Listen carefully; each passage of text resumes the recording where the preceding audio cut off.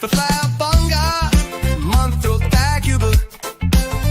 With Dale and Tony breaking all the rules, talking tech, biz, and straight up chaos. Quick fire guests, oh yeah, we slay those.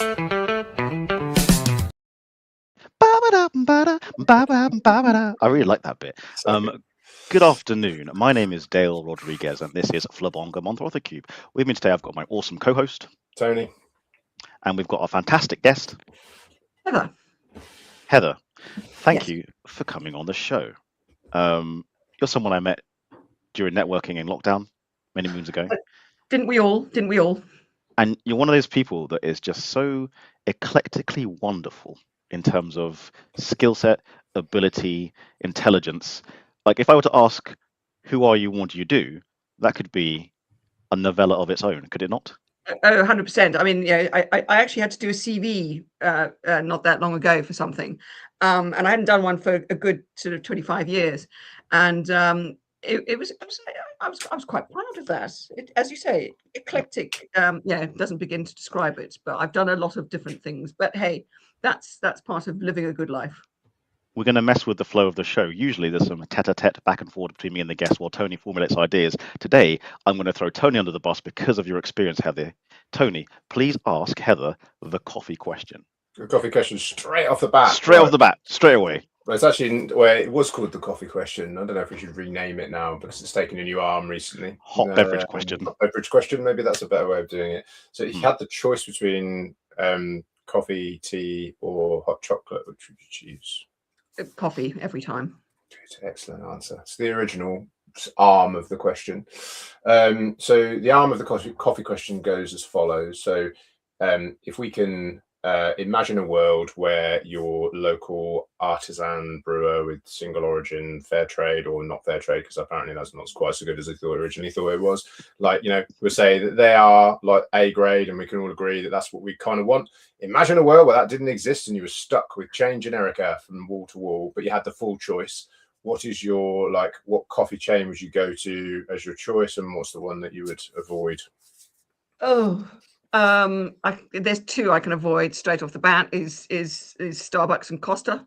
Oh, both 2 shots, bang bang. My choice. In fact, if you move the S from Starbucks sort of further into the word, you get exactly what I think about it. And Costa just has zero flavor.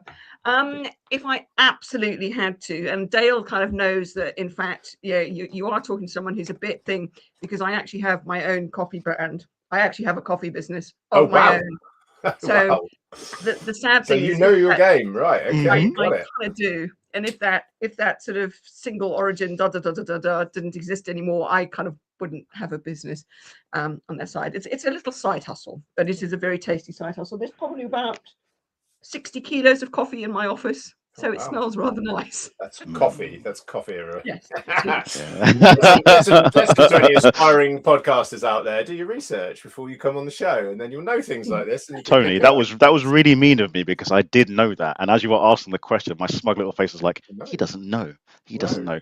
I'm sorry, Tony. I set you up. I'm sorry. No, you didn't. You rightly should, mate. We should call out where where hosts have not done their homework. So, also, I never do homework. Never. Well, I know. That's Ever. kind of the beauty of the show, right? We don't really do homework. Any homework that we have done has sort of happened by osmosis over the years, right? It's soaked into us by interacting with people that we've had on the show, IRL, before they come on the show. Cool. Okay.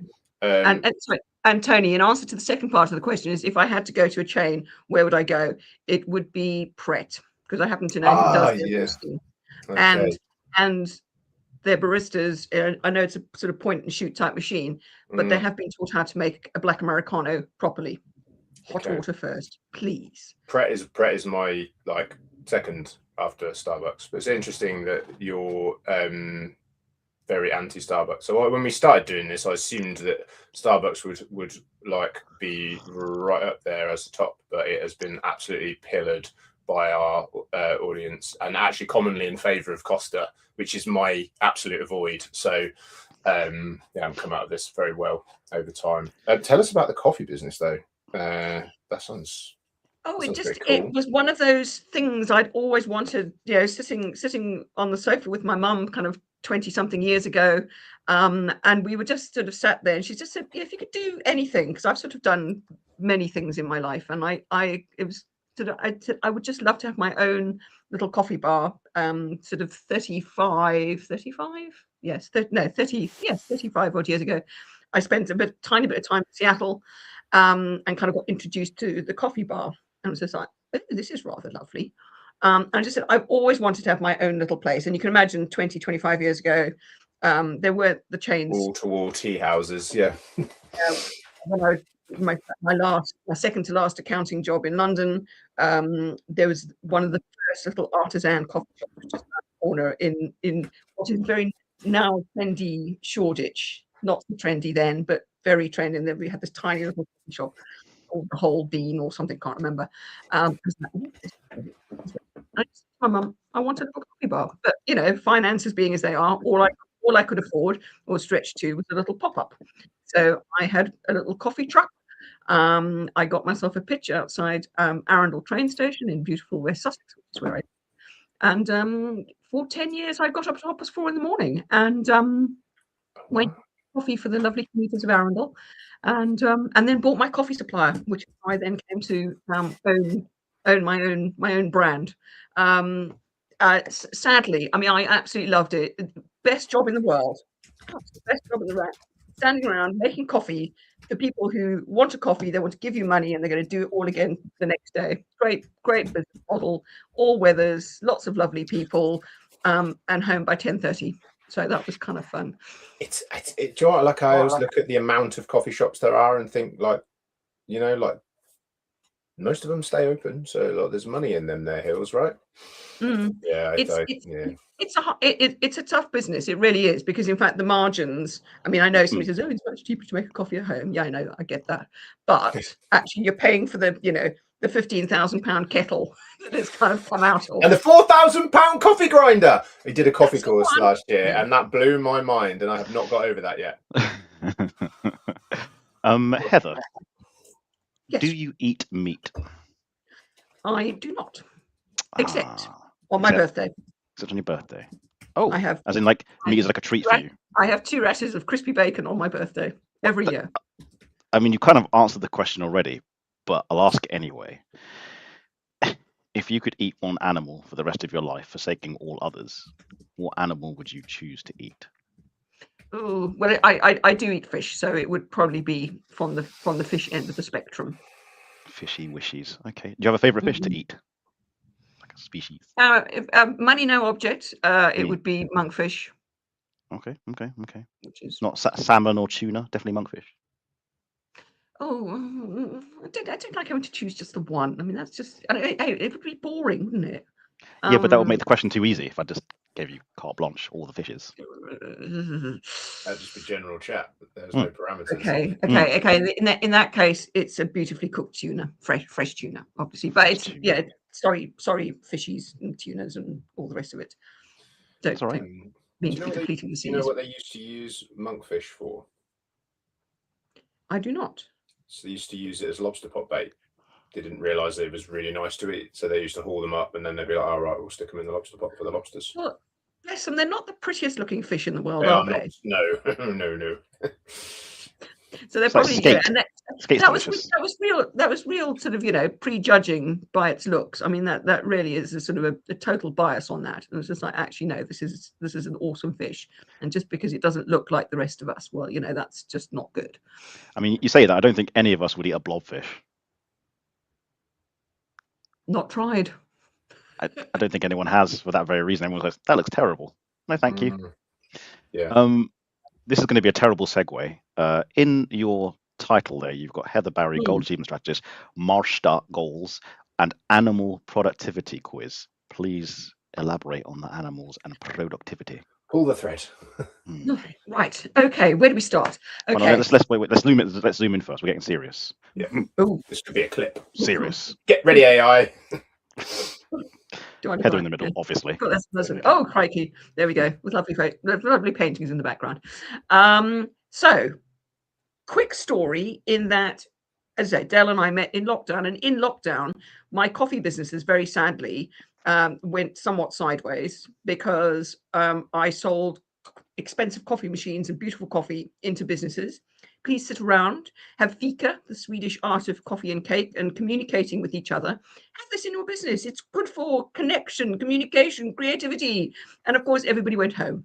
So, and of course, and the other thing was I had in fact stopped my Arundel coffee days. I stopped a couple of years before lockdown, but I was focusing on doing big public events. They all got cancelled. So I literally woke up that Monday morning with no income. It was just like, there's nothing. So I did a quick pivot on the coffee. I sold little boxes. We called them networking breakfast boxes, and people having meetings. It was like, if you two had a meeting, Dale, you'd set it up. We would send Tony a box with sort of coffee and homemade granola and jam and marmalade, all sorts of things. And you could have breakfast together on Zoom. And we made Zoom calls tastier for lockdown. So that was a quick pivot. But the main thing was that I actually set up a community, which is in fact where we ended up meeting with a friend of mine. He's ex-corporate, and we literally supported other entrepreneurs through this crazy time, whether they were already in business for themselves or they were suddenly in business for themselves. And we created this community, and we did LinkedIn summits, we did training, we did networking, we did all sorts of fab things, which was brilliant. And so started that community. In fact, that was 6 years ago last week that we started that. So it's just celebrated its 6th birthday because it is still in existence. Because what we then realized as I was kind of coming out is like, what have we been actually doing? Because people didn't need that quite as much as we came out of lockdown. I was like, what have we been doing with people? And it was just like, it's all around goals and goal setting, and how can I get there? It's different, the world has changed. So as I sort of sat down and had a bit of a think as to where I could take the community. And a friend of mine said, could you do a keynote speech for me tonight? My person's pulled out. You've got 2 hours notice. It's all about goals. I said, well, so I don't have to talk about SMART goals, which I hate, beyond hate. Why do you hate SMART goals? Because all they are is a point in time. That they are effective in that if you're super, super organized and you know what you're doing and you're very driven and you say, I'm going to be there by then, easy peasy. But most of us are not like that. And it's like, how are we going to get there? What's going on in the world? Oh, there's complex. Oh, look, COVID. Suddenly it all goes out the window and there's no way naturally to adapt. So very much a kind of a point in time type thing. So I took the acronym. Can I just interject for a second? So I have in the back of my head that the person who invented SMART goals also didn't like them as well, and that he or she was famously said, like, I designed them specifically for a particular type of project, and they just got absolutely like sort of bastardized across like everything, and now I feel bad because I created this thing and now everyone's stuck with it because there was in the absence of anything better. Is that a true story, or was that just I don't know about the follow-on story, but they were definitely created back in the very early 80s in a manufacturing organization in the States, so the story goes, and that therefore it was great because you literally had that this has got to be done by then. It was totally context specific. And then suddenly it was so easy. And that's the thing, that easy little acronym, and it rolls off the tongue. And then you kind of go, yeah, but it's not useful. But they still, they're still teaching it at university level. I'm like, there's nothing to teach.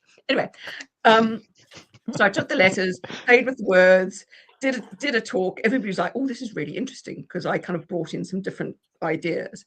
And I spoke to my lawyer person the next morning. I said, can I just change the words? He went, no, you've got to make up your own. At which point I started just brain dump all the ideas, all the things. And that's how MARSTA Goals came into being. So that's 3 years and something now. And we've been refining it, evolving it, using it in some really interesting projects now, because it really takes account of the human beings that we all are, the way that we're all different, and the complexity of the world. But the great thing is that adaptability as we go, and that we are able to very quickly refine as we go because of the way that it's structured. So literally it's all baked in. And the beauty of it is that it can work alongside, KPIs, OKRs, every other acronym that you want to throw at it. That's about how we measure things, but it's like, how do we set this up really effectively in the first place?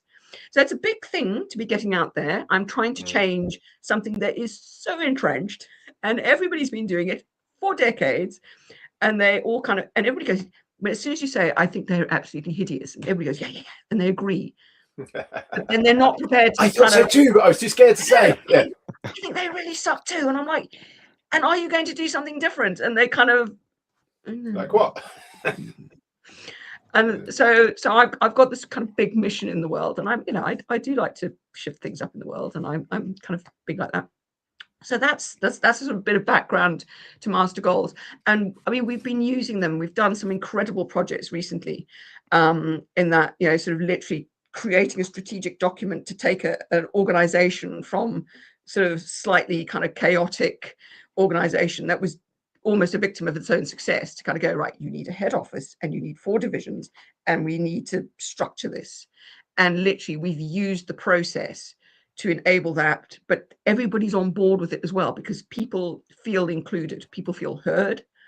Because again, there's as someone who is a bit ADHD, might come as no surprise, I worked well as an accountant because there were deadlines. Deadlines Yes, are my yeah. statement. Didn't know it at the time, but anyway, that was kind of the thing. And you just kind of go, okay, so but there were so many times when I wanted to be part of conversations, but I'm the accountant, so you sit in your box over there, and you're not, you can't. Yeah, be where your accountants belong. Stay there. Yes, Stay put. yes. Stick in the iron box. On podcast, So there I did. It's like 9% of our audience. Sorry, guys. I'm not sorry. Love you all. And eternally grateful for the experiences that I had as an accountant and what I learned. It's enabled me to do what I do today. So I don't diss accountants. We do need them. Love you all, really do. And I tolerate you all, really. And Tony just sort of, muddles along. He's still an accountant, technically. Technically. Yeah, he's one of the enemy. Where do the animals come in, Heather? So the animals. Yeah. So it's one of those things, every marketing person says you have to have a lead magnet. So I'm like, give a lead magnet. So I created a quiz, and I kind of went, because again, how do we work best? We're all different, and if we understand that, I actually run a webinar called "I'm Not Lazy." I'm not lazy. I'm a magpie. Okay. Because we all get labeled with these how we work, and that we're, we remember, bad teachers or slightly unhelpful parents at times. INTJ. Yep. Sorry. Yep. Or P. All of that stuff, and that label that you then get, which means that we all think, oh, I've always got a to-do list as long as my arm, and I didn't get that. But if you understand, if you have insight. So that's where the quiz kind of started. Bit of fun, a little bit of a freebie. Get a report, do that. I'll actually put the link into the chat. So anybody who wants to, there we go. That's a bit of something.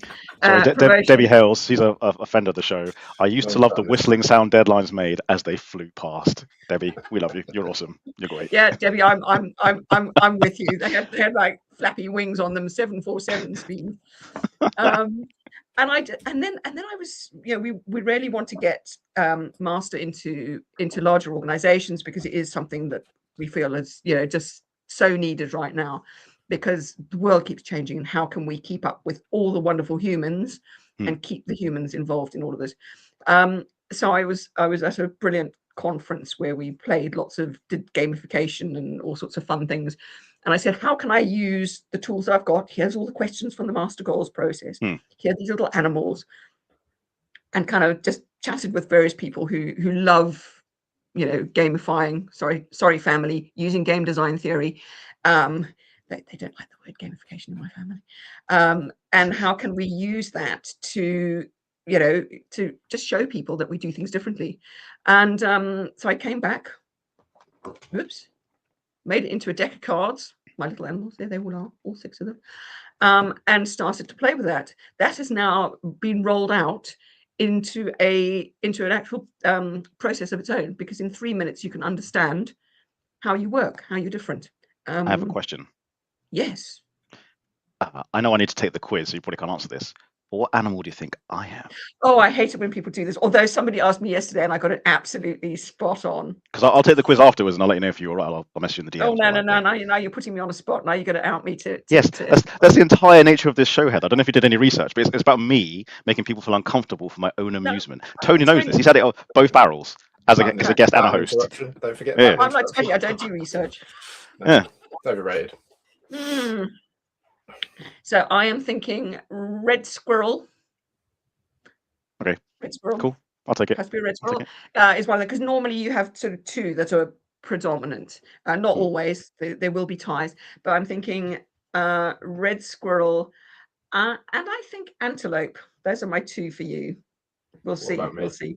Put me on the spot. But the great thing is, quiz as well. Oh, Tony, I've only just met you. I don't know. You can have a bit of insight. Spirit animals are wombat, if that helps. I'm going to take the quiz and I'll message you, and maybe I'll post about it. Yeah, we'll clip this up and post about it. Yep. Really put me on the spot.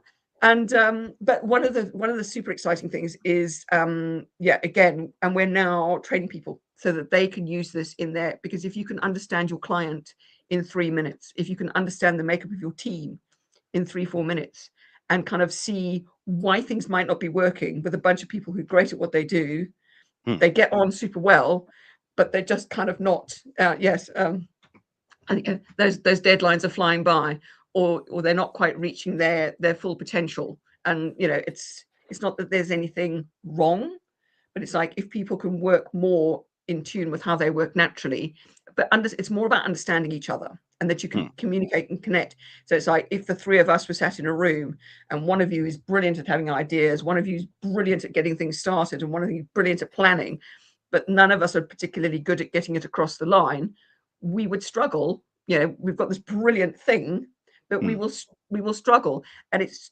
not that we have to change the nature of the team necessarily, but what can we bring in? How can we communicate with each other? How can we use the best of what we already have to kind of go, okay, in order to do this, we need to structure deadlines differently, but we could do it together, and you open up a better conversation with people. In your experience, do you think certain animal or personality types clump together? Because I can only presume, where I've done other personality trait tests, that you get along with people that are like you, right? So do you find the same with the animals? Are red squirrels all hanging out together, being all red squirrely, and then nothing gets done, and then elephants get together and again nothing gets done? Does that happen or not? You talk about sort of people flocking together. Yes. Yeah, flocking together. There you go. Birds of a feather and all that. Yes and no. I think people tend to identify that in other people. They'll notice that person's a bit more thing. And just I want to clarify something. This isn't personality. This is productivity. So this isn't about who you are and how you get on with each other.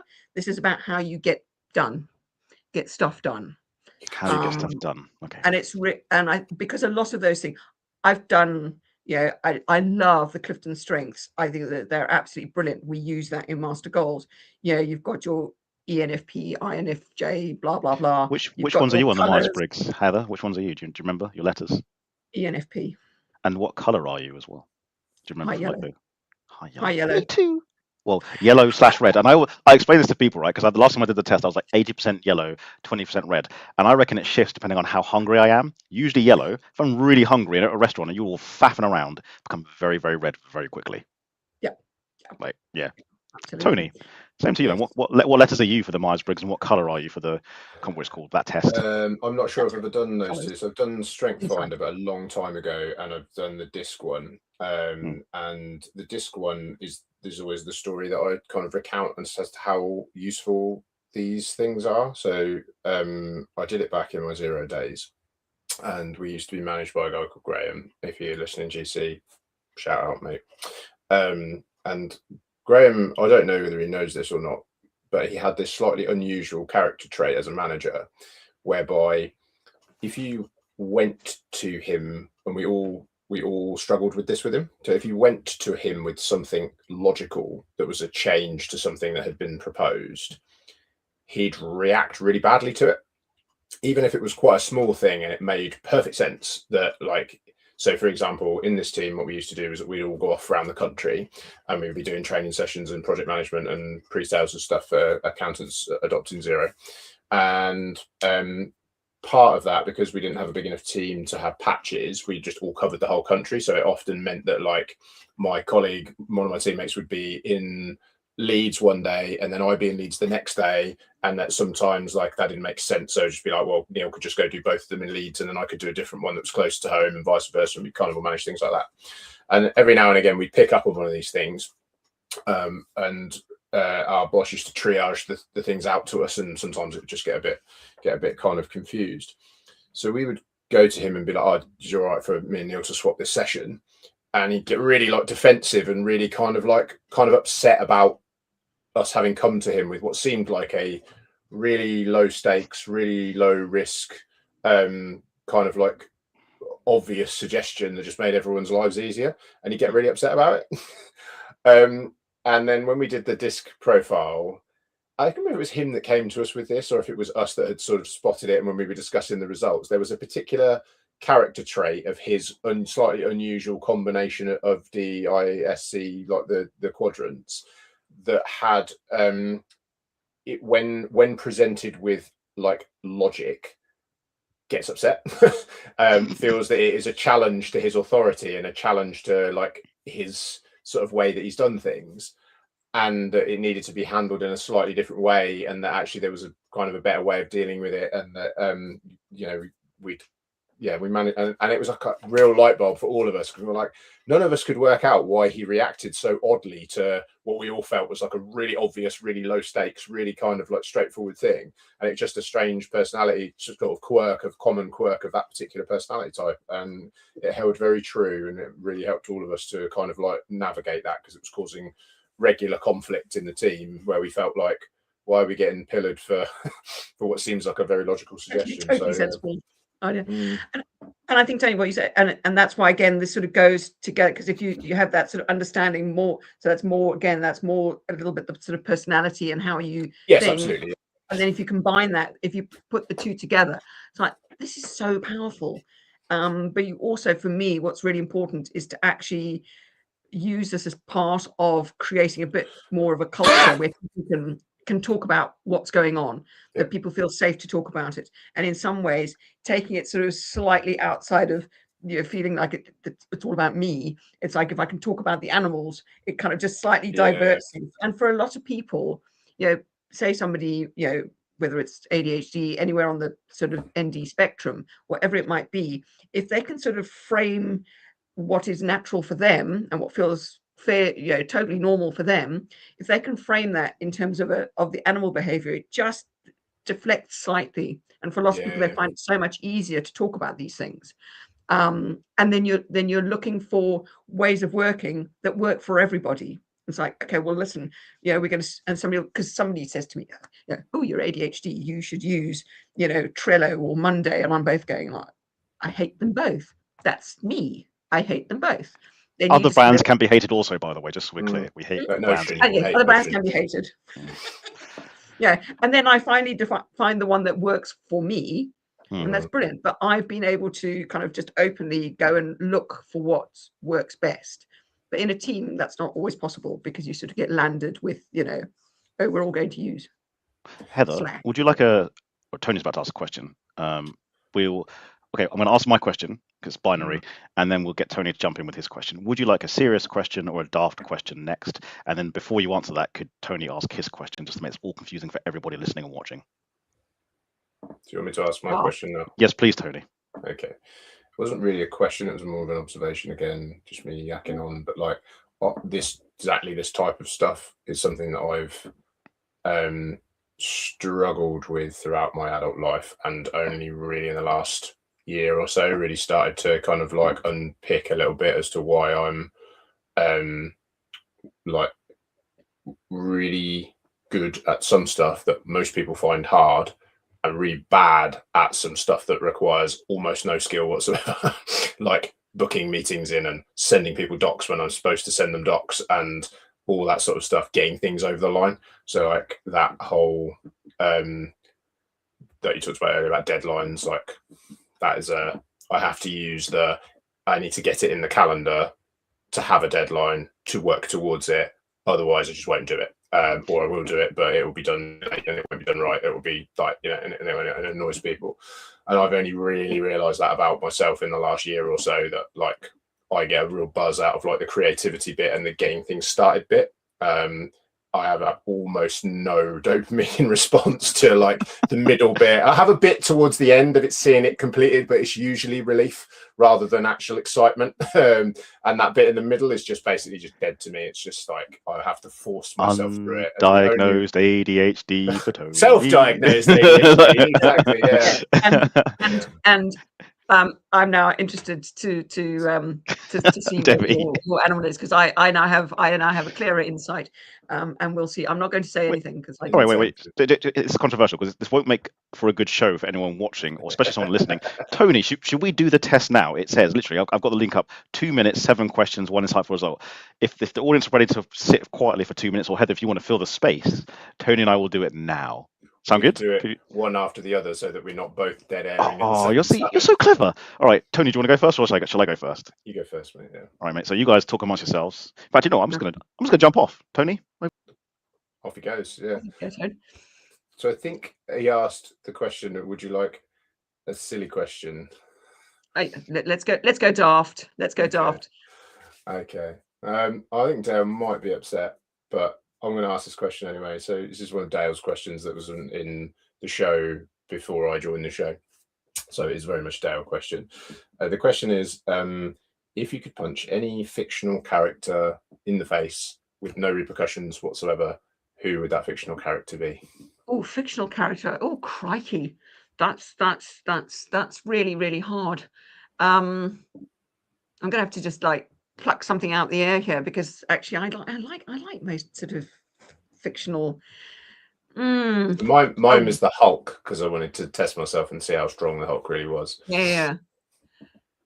Bizarrely, the first just character that came into my mind was the Cat in the Hat. But I love the Cat in the Hat, and why would on earth would I want to punch the Cat in the Hat?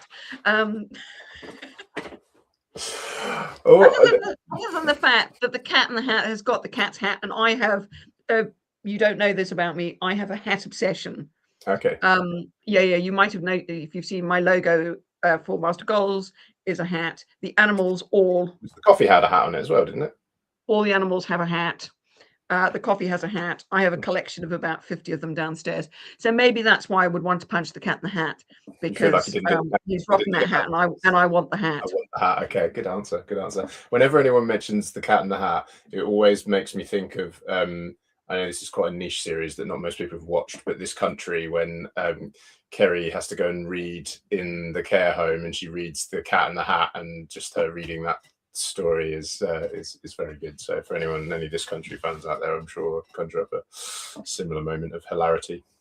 I don't know, but I have got to go and look. I've got to go look that up now. I'm sure somebody's put it on YouTube somewhere. I'm sure they would have done.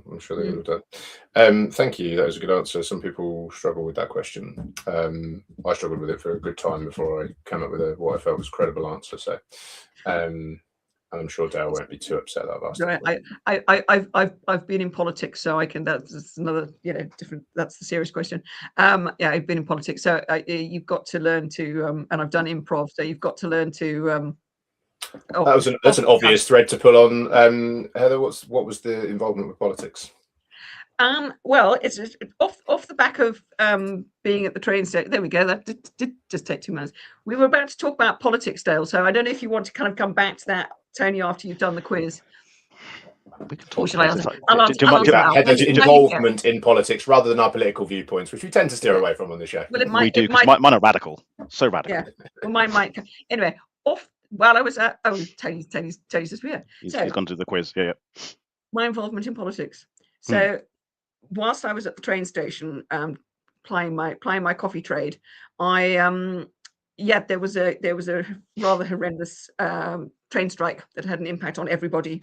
Nobody was winning out of that one, and sadly there was very little support, shall we say, from all players, the government, the train company, nobody was helping, and basically the poor commuters were just on the sharp end. And whilst Yep. I totally, support in terms of why the strikes were going on, nobody was kind of working to resolve Yep. this. And as I say, people were taking 3-4 hours to get to work, 3-4 hours to get home, losing jobs. It was really rather bad. And anyway, at around about that time, they called a snap election. And as the saying goes, I can't remember the American politician who said, the only way for evil to triumph is for good people to do nothing. Edmund Burke, Yeah. William Burke, something like that.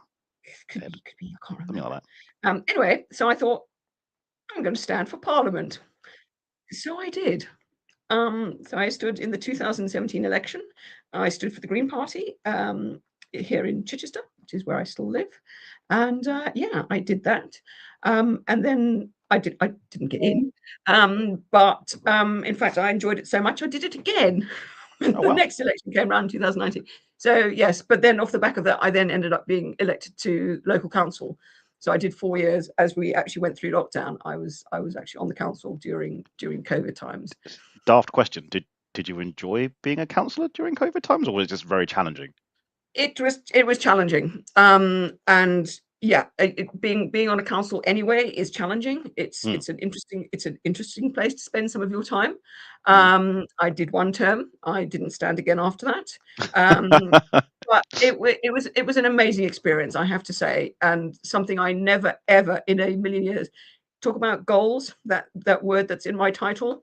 Yep. It was never a goal to be in politics, and it was never a goal to be in, standing. I mean, who would want that? Who would want Controversial opinion, isn't it? The people who don't want it, who want it the least, usually do the best in politics. Like they're the ones that are most relatable and the most human, and the people who are power hungry end up being in charge, but they're like, we can't relate with them, and they make crazy policies that no one understands. That's my political opinion, right? I think that. Yeah. Apparently, I did a good job. Yeah. I got nice feedback from my fellow councillors, so hopefully I did something good in the time I was there. And I ended up being actually on 2 councils. I was both on our city and our district councils. Wow. And so you did it once, never again. But okay, what advice would you give to someone who is an aspiring councillor? What would you suggest they do if they want to get into it? Or I think you've got to just be aware of. Although, actually, you know what? I think the advice is just go in completely unaware. Okay. Because actually, I didn't know because I was actually elected unexpectedly. I didn't actually expect to win the seat that I got. Yep. And I think that people, and I think in a way that enabled me to almost, because obviously my heart was in the right place, otherwise I wouldn't have gotten involved. And I think going in, you've got to want to be there for the right reasons. And sadly, as you say, a lot of people who get into politics get in from a sort of arrogant sense and sort of self-indulgent and self-promotion, etc., etc., etc. We know there's a lot of them out there, certainly in not naming names, politics, not naming any names, but there are lots of people who are not there for their constituents or for the people. They are there for their own, self-promotion. But if you are there literally for the good of the people that you serve, that's the reason to get into it. And it's a lot more work than you think it's going to be. I can imagine. I'm going to do this anyways. I was going to ask you guys permission, but I'm going to do it anyway. I am going to make 2 political points based on the post that I used to promote this live stream today. First of all, apparently in London, it's reached £10 a pint. That's politics. I'm happy with that. And second of all, there was a young teenage lad, apparently, I need to fact check this, who wanted to go from Sheffield to Essex, and it was cheaper for him to fly to Berlin, go back round and get back home than it was to take the train from Sheffield to Essex. And if that is true, that's politics. That is politics. I'll get off my soapbox now. Yes, and the cost of time and to the environment obviously makes it so upended and ridiculous and stupid. It's just like, this is just so wrong. Yeah. So upside down. Tony, do you have your results? And should we share our results now, or should I go first and then you do yours? And okay. So I'll go first. So going through. Magpie 6, Antelope 0, Red Squirrel 6, Spider 0, Terrier 2, and then Anteater 0. Apparently. 0. Yeah. Wow. Okay. I don't know what that means about me, but you're the same as me.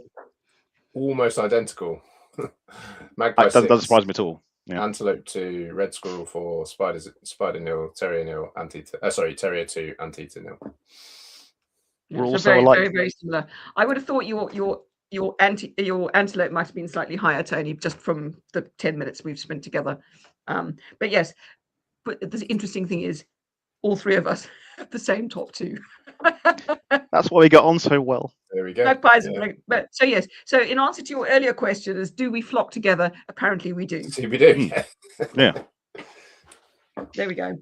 Also, kudos to Tony for asking the punching / slapping question. You asked it perfectly, good sir. Thank you. I was trying to do the quiz and listening at the same time. Very hard to multitask, but yeah. So if the three of us had to do a full-on project together, we might struggle. We'd have loads of ideas. It would be. We'd have loads of ideas, and we would be so busy. We'd be so busy. Yeah, busy doing nothing, accomplishing nothing, as it were. Spinning around on the spot. Yeah. We'd be busy. We'd be busy. We would be doing something, but not necessarily the right thing. We'd be doing things, but not necessarily the right thing. And I've started writing little short stories about my animals. Okay. Do the animals have names? Yes. No. But like, do they have actual names, not names? Yes. So, do you want care to share? Yeah. Yes, please. 100%. So we've got Maya. Yep. We've got Alon. We've got Ria. We've got Sia. Tess. And it's got up my head. It's okay, no worries. I have an idea. For those who are still listening, those names you've just heard, in the comments, could you guess which animal they relate to? So what do you think Tess is? Who do you think Sia is? Which animal? Because you didn't specify. I'd love to know if people can link the names to the animals without you telling them. This is where we find out no one's listening anymore and they've all gone to get lunch. Yeah, it's just us two talking to ourselves, which usually is, but that's okay.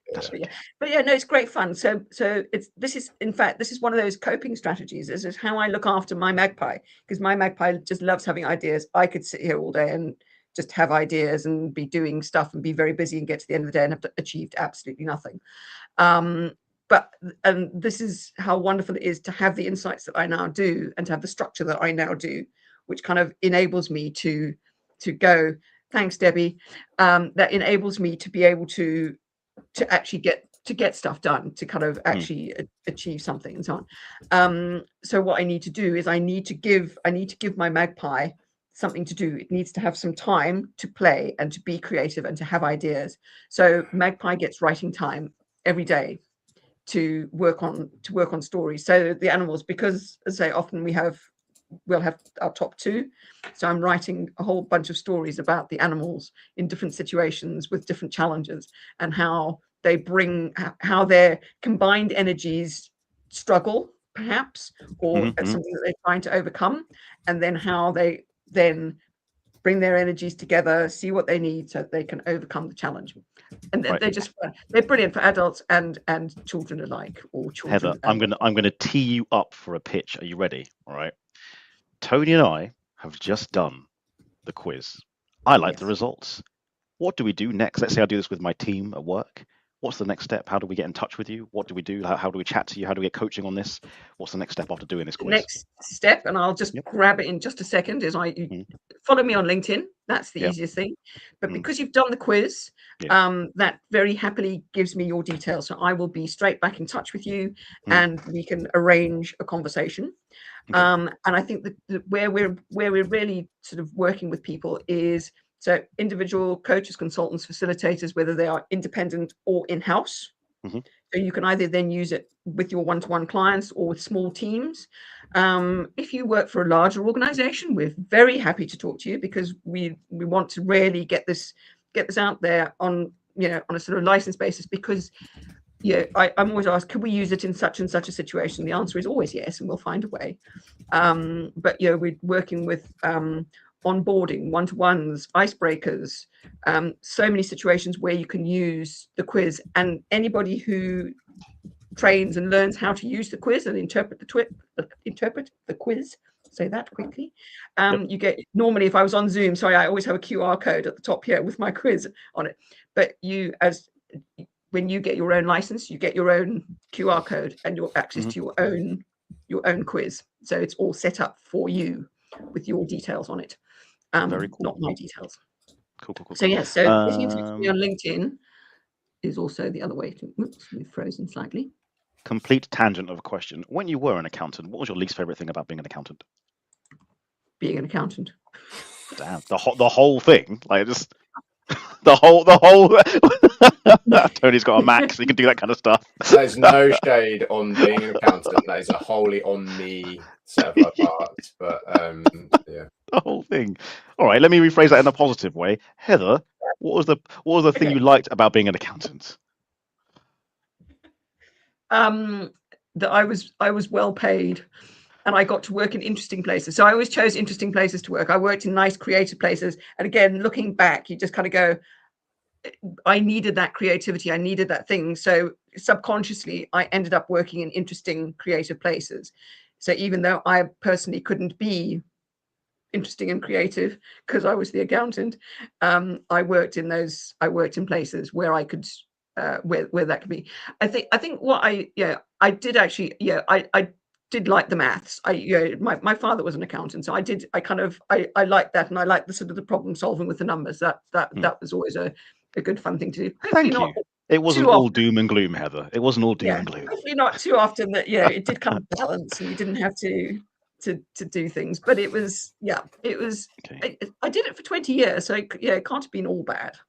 And Tony, I think you've got something brewing / bubbling. just, So it's a great question. I really want to answer the question. So like, I'm going to preface what I'm about to say by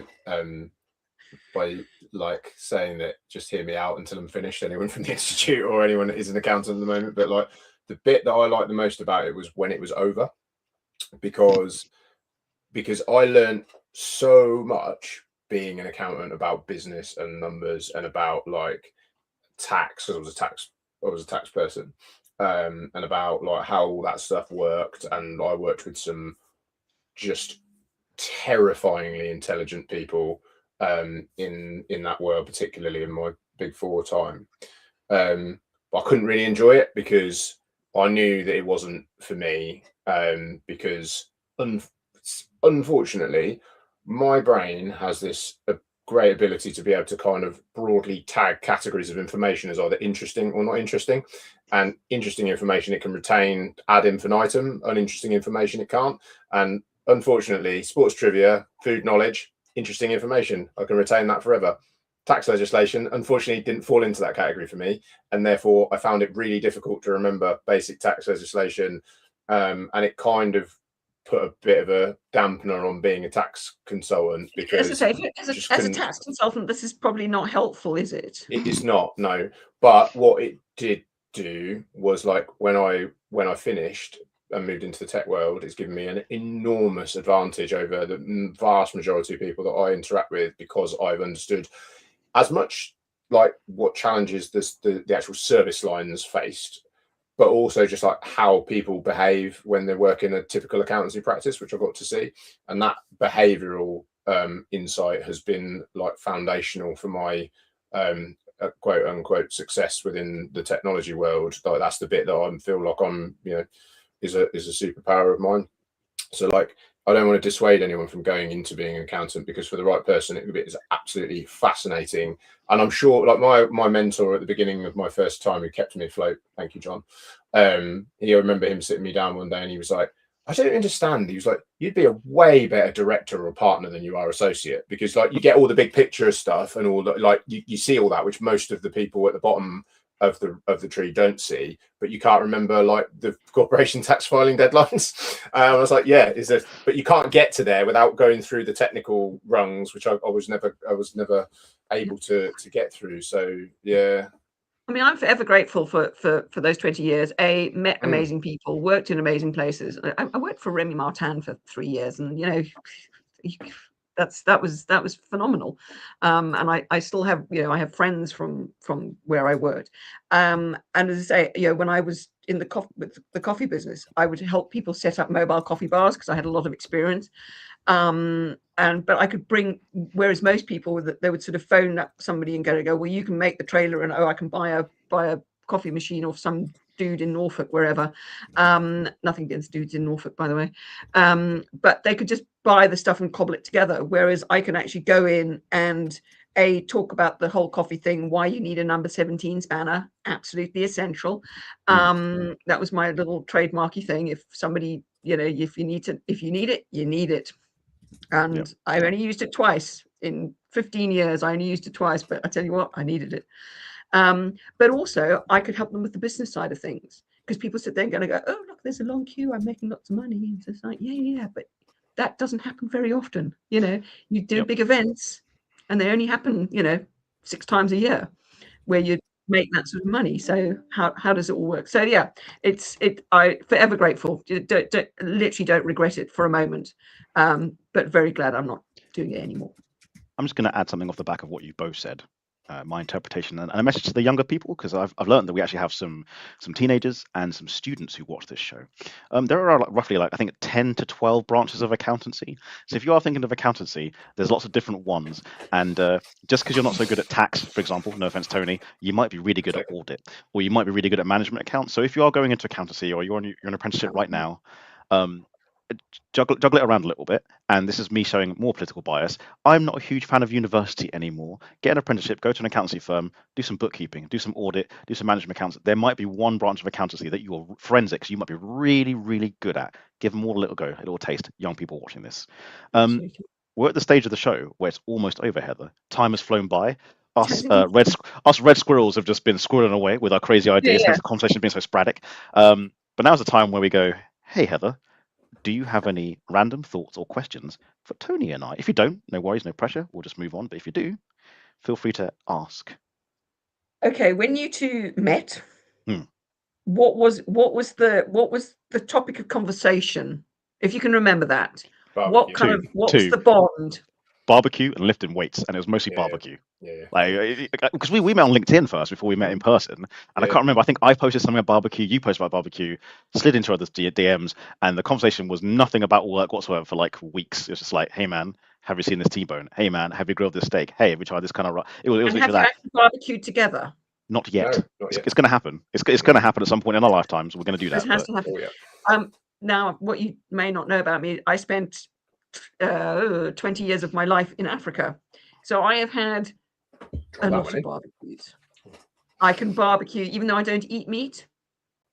I can barbecue pretty much anything. So yeah, we're going to have to all get together. So there's a little fishy station at the side there, but I think we're going to have to kind of meet and barbecue. That's cool. They have in the braai world, there's those they get really excited about that cheese toasty, don't they? And I can't remember the name of it because I have a South African friend, and we kind of joke about it because there's this a barbecued cheese toasty that commonly gets braaied, and I can't remember the name of it. I'll dig it out and I'll share it because it always makes me chuckle that they've got folks in particularly South Africa and my friends from, they seem to get really excited about this particular cheese toasty that they toast over a barbecue, and I haven't tried one yet. So. Could it be a jaffle? Could be. Don't know the name of it. Which is like a waffly type thing in a jaffle iron. Jaffle iron makes this little waffly thing, and you can cook that over fire. It's like I'll just Google something. Is this it? I can't pronounce that. Is that it? Yes, that's it. Yeah, that's the one. What that is. Okay, so briki is a small sound. JIE at the end of a word. It means little, and bread is bread. So it's a barbecued little bread is how that translates. There we go. Perfect. Sorry, Lee Stallard in the comments, by the way, he says, "Don't call it a meat, MEAT up." As I said it, Lee, I kind of thought that just sounds wrong. Protein, yeah, we'll call it. There we go, a protein shake up. There we go. Then I'll do that instead. That doesn't sound better. It doesn't sound better. Anyway, sorry. Any other questions for us, Heather, or are we? Yeah, and so who would be your, other than me, obviously, who would be your ideal guest? Oh God, I've stumped you. I don't know.